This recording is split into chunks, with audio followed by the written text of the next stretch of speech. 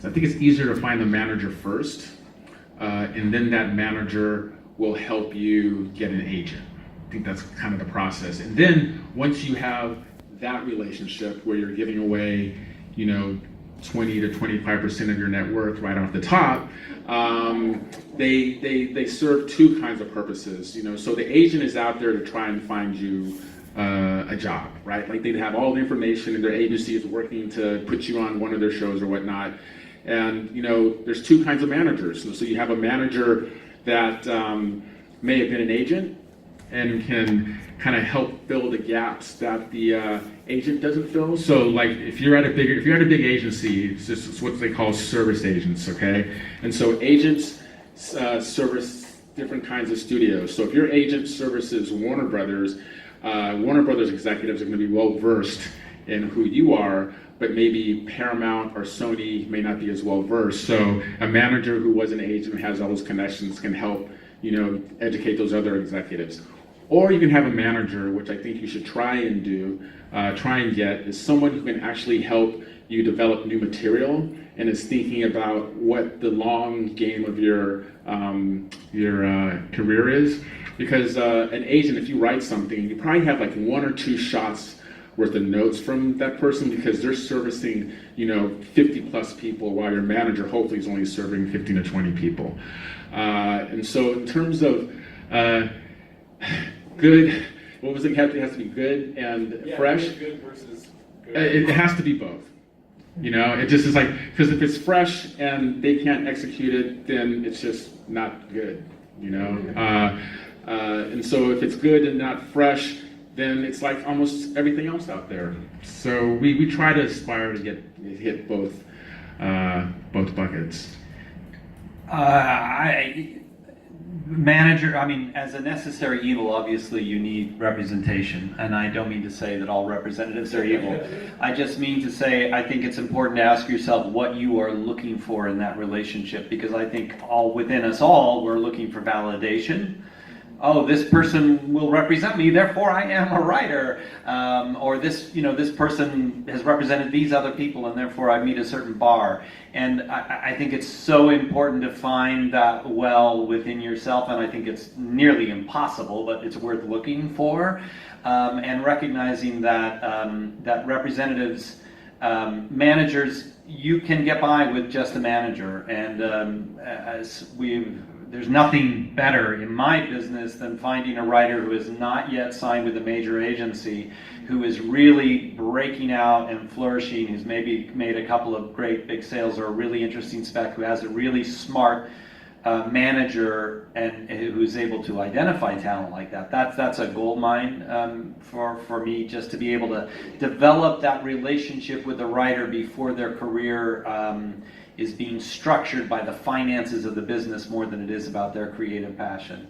And I have many agents and managers who I consider friends, but I have to say that recently, it was only once probably in the last 10 years I was on the phone and an agent was describing their client's film at Sundance, and he wouldn't stop talking. We just went on and on and on about how brilliant the film was and how brilliant the client was.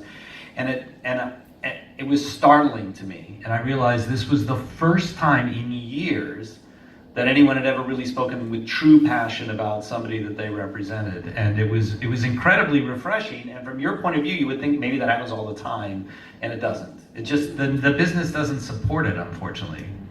Yeah, and I would just and also remember, it's like agents, they work for you, right? Like, so let's say an agent or manager, they get 10% of your net worth, but you also have to work for yourself, right? Because you have to film that. So your job is to film that 80% of the net worth, right? What are you going to do? Because I think a lot of agents will just kind of sit back, and they'll take 10% off of what you've done or what your manager has done, and a manager is the same way. So it's kind of like no matter what kind of combination of representation you have, you're the best representation of yourself, and so you should never stop hustling to get that next gig, whether it's through networking, through other executives or friends who are in the business, and hold them to task. If you don't feel like they're working for you, call them out on it. You know, like I know so many writers who are afraid of calling their agent, you know, when it should be the other way around because you're paying them. And then also I'll just say, you know, I call it, you know, feeding the beast. The agent or manager is only present based on the latest thing that you've written. So if you're one of those writers who doesn't like to write and you kind of like say, oh, I got a job, I'm going to do this, you'll lose the interest of your representation and you might find yourself out there alone if you're not giving them enough stuff to work with.